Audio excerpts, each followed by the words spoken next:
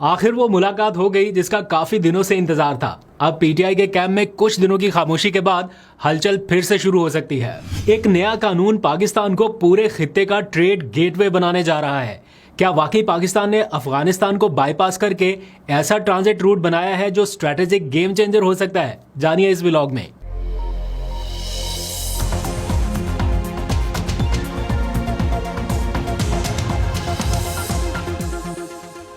बिस्मिल्लाहिर्रहमानिर्रहीम, अस्सलाम वालेकुम। पाकिस्तान और दुनिया भर में देखने और सुनने वालों को अब्दुल कादिर का सलाम।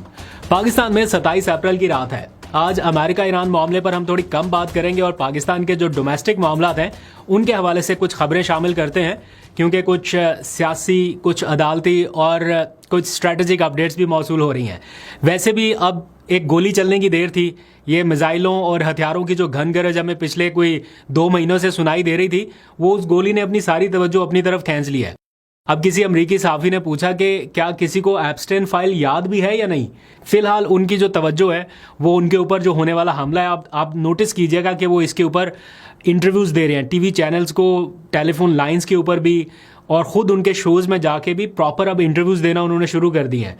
और या वो डिस्कस कर रहे हैं कि वो उनका जो बाल रूम था उसकी तामीर जो है वो नहीं हो रही, उसको अदालत ने फ़िलहाल रोका हुआ है, तो वो उस चीज़ को ज़्यादा हाईलाइट कर रहे हैं। खैर, हम इसके ऊपर ज़्यादा बात नहीं करेंगे, ज़रा डोमेस्टिक मामलात के ऊपर आते हैं। खामोशी से एक बहुत बड़ी रीजनल डेवलपमेंट हुई है। पाकिस्तान ने फिलहाल खित्ते की तिजारत का नक्शा बदल दिया है। इस बारे में एक कानून मंजूर भी किया गया है और वो फौरी तौर पे इम्प्लीमेंट भी हो चुका है। इस बारे में व्लॉग के अगले हिस्से में ज़रा तफसील से आपको बताता हूं कि ट्रांजिट ऑफ गुड्स ऑर्डर 2026 है क्या और उसके तहत होने क्या जा रहा है। लेकिन पहले ज़रा सियासी सूरत पे बात कर लेते हैं। आज वज़ीर आला खैबर पख्तूनख्वा सुहेल आफरीदी ने अपोजिशन लीडर कौमी असम्बली के जो है महमूद खान अचकज़ई, उनसे उनकी रिहाइशगाह पर मुलाकात की है। वैसे तो ऐसी मुलाकातें मामूल का हिस्सा हैं, लेकिन पिछले कुछ दिनों से आपको मालूम है कि एक गैर एलानिया तनाव जैसी सूरत हाल थी। थोड़ी बहुत नाराज़गी थी, या जिसे खफगी कहा जा सकता है, वो ज़रूर था, वो एलिमेंट मौजूद था। और मैं आपको इस बारे में मुसलसल अपडेट भी करते रहा हूँ कि there is something wrong behind the walls, कुछ ना कुछ चल रहा है। अब सुहेल आफरीदी खुद महमूद अचकज़ई की रिहाइशगाह पर पहुंचे और पीटीआई और तहरीक तहफ़्फ़ुज़ आईन पाकिस्तान की सारी क़यादत एक साथ बैठी और बाज़ इशूज़ को हल कर लिया गया है। ये मुलाकात बड़े खुशगवार माहौल में हुई और इसकी ख़ास बात यह है कि इसकी प्रेस रिलीज़ जो जारी की गई है उसमें यह लिखा गया है कि यह मुलाकात इमरान खान के हुक्म पर हुई है या उनकी हिदायत पर हुई है। अब ये मैसेज कब बाहर आया, मेरा ख्याल है तब कन्वे किया गया होगा जब उनकी जानिब से ये कहा गया था कि महमूद खान अचकज़ई के अहकामात को फॉलो किया जाए या उनकी डायरेक्शंस को फॉलो किया जाए।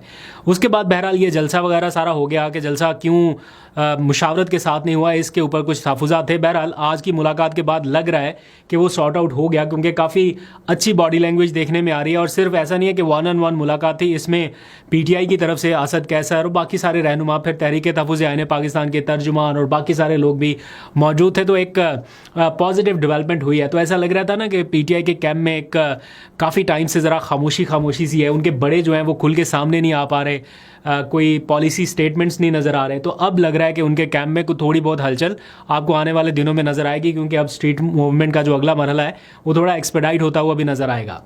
इस मुलाकात में जो एलामिया जारी किया गया उसके मुताबिक इमरान खान की सेहत एक बुनियादी नुक्ता रहा जिसको डिस्कस किया गया। उनका इलाज, फिर कानूनी दस्तावेज़ात, उनके ऊपर दस्तखत नहीं हो रहे, ये सारा मामला, फिर जो आइंदा बजट इख्तियार किया जाना है, सूबाई बजट या वफाकी बजट के ऊपर क्या हिकमत अमली रहेगी, इन चीज़ों को डिस्कस किया गया। दूसरी जानिब ये जो मामला है ना कि इमरान खान के कानूनी दस्तावेज़ात पर दस्तखत नहीं हो रहे, ये मामला अब अडयाला से निकल के इस्लामाबाद हाई कोर्ट तक पहुंच गया है। इमरान खान के वकील हैं खालिद यूसुफ एडवोकेट।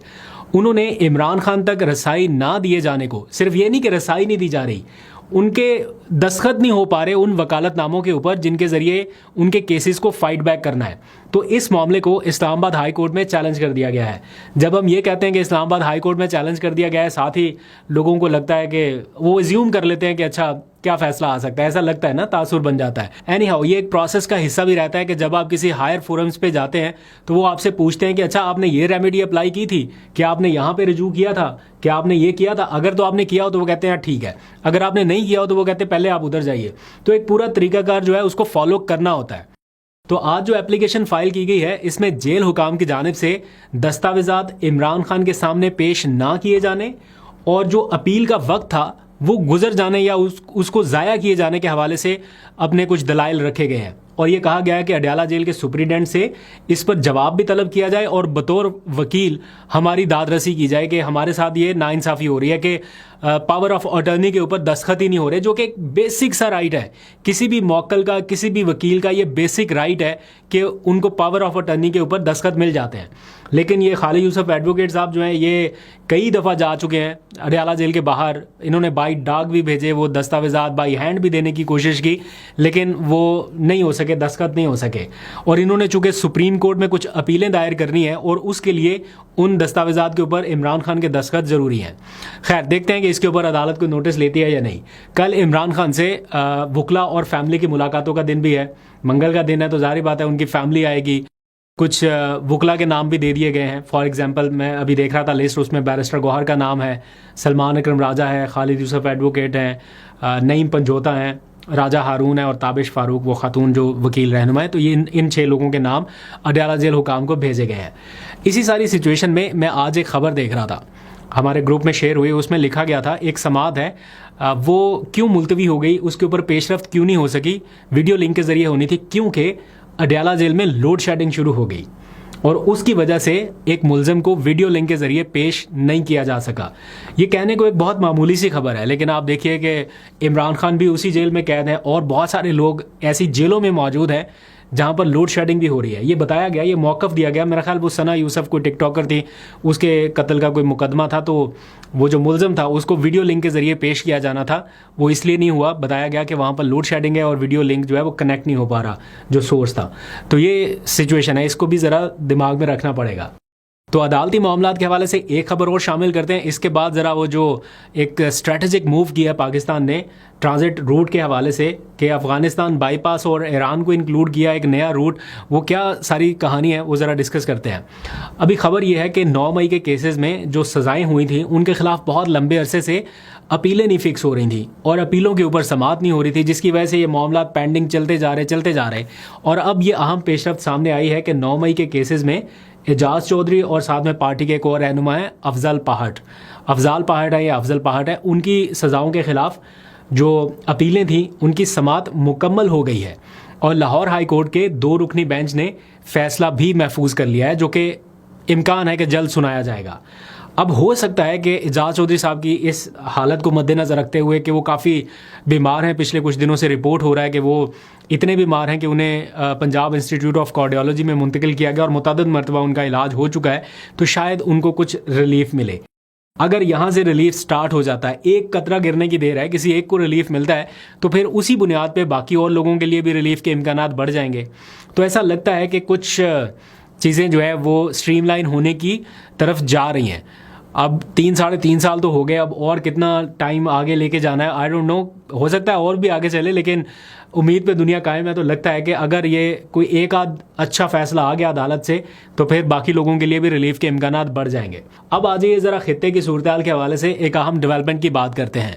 वफाकी हुकूमत ने गुज़िश्ता रोज़ ट्रांजिट ऑफ गुड्स ऑर्डर 2026 का एक कानून इम्प्लीमेंट किया है और उसके तहत होगा क्या, किसी भी तीसरे मुल्क की तरफ से जो सामान ईरान को जाना है वो पाकिस्तान के रास्ते मुंतकिल करने की इजाज़त दे दी गई है। पहले ये इजाज़त नहीं थी, लेकिन अब ये इजाज़त भी दे दी गई है और इसके तहत कुछ 6 के करीब नए रूट्स बना दिए गए हैं। यानी कराची बंदरगाह भी होगा और भी 2-3 रूट्स हैं, गवादर भी है, तफ्तान बॉर्डर भी है। तो ऐसे रूट्स बना दिए गए हैं जिनके तहत ईरान के लिए आने वाला जो सामान है वो पाकिस्तान के रास्ते मुंतकिल हो सकेगा। और उसकी बुनियादी वजह ये बताई गई कि कराची बंदरगाह पर कुछ तकरीबन 3000 के करीब कंटेनर्स हैं, वो ऐसे स्टक हुए जो आबनाए हुर्मज़ और ईरानी बंदरगाहों की बंदिश के बायस रुके हुए थे, वो नहीं ईरान जा पा रहे थे। और ऐसे में ये ज़रूरत थी कि पाकिस्तान के रास्तों को इस्तेमाल किया जाए। तो 6 मखसूस ज़मीनी रास्ते जो है वो मुकर्रर कर दिए गए हैं। गवादर, कराची, तफ्तान ये मरकज़ी ट्रांजिट रूट्स होंगे, जबकि गवादर बंदरगाह को तिजारती मकसद के लिए इस्तेमाल करने की हैसियत दे दी गई, यानी ट्रांजिट रूट की हैसियत दी गई है। अब वजारत तिजारत के मुताबिक तीसरे मुल्क से ईरान जाने वाला सारा सामान पाकिस्तान से गुजर सकता है और उसके ऊपर पाकिस्तानी कस्टम्स और एफबीआर का जो कानून है वो भी लागू होगा। यानी आसान लफ्ज़ों में अगर आपको बताऊं तो पाकिस्तान ने ईरान के लिए, या ईरान के ज़रिए, यूं कह लीजिए कि पाकिस्तान ने ईरान के ज़रिए सेंट्रल एशिया तक एक मुतबादल तिजारती रास्ता फाल कर दिया है। ऐसा नहीं है कि कोई था नहीं और नया रास्ता बना दिया, लेकिन उसको फाल कर दिया है, एक्टिवेट कर दिया है, सारे रूट्स को नोटिफाई कर दिया है। और इससे होगा क्या कि एक अफ़गानिस्तान के ऊपर इन्हिसार कम हो जाएगा सेंट्रल एशिया की मंडियों तक जाने के लिए, क्योंकि वहाँ पर आपको पता है हमारे सिक्योरिटी इश्यूज चल रहे हैं, बॉर्डर बार बार बंद हो रहा है, उसकी वजह से कभी लागत बढ़ती है कभी कम होती है। ऑल्दो कि ये ईरान वाला रास्ता थोड़ा लंबा पड़ेगा, इससे भी लागत बढ़ सकती है, लेकिन उसे किसी हद तक मैनेज किया जाएगा। तो एक नया रूट बना दिया तो अब बाकी मुल्कों का सामान जो है वो वाया पाकिस्तान ईरान जा सकता है, उससे ईरान को भी हेल्प होगी और पाकिस्तान के कवानीन चूँकि इंप्लीमेंट होंगे एफबीआर और कस्टम टैक्स के, तो हो सकता है उससे भी फ़ायदा मिले। तो मजमूई तौर पर यह इकदाम पाकिस्तान की मुआशी या जुग्राफियाई अहमियत को मज़ीद मजबूत करेगा और एक अहम कदम करार दिया जा रहा है इस खित्ते के हवाले से। अब देखते हैं इसका फीडबैक कैसे आता है, लोग इसको कैसे इस्तेमाल करते हैं और क्या इसके बारे में अपनी राय रखते हैं। आप अपना फीडबैक ज़रूर दीजिएगा। अभी तक के लिए इतना ही, अपना बहुत सा ख्याल रखिए। अल्लाह हाफ़िज़।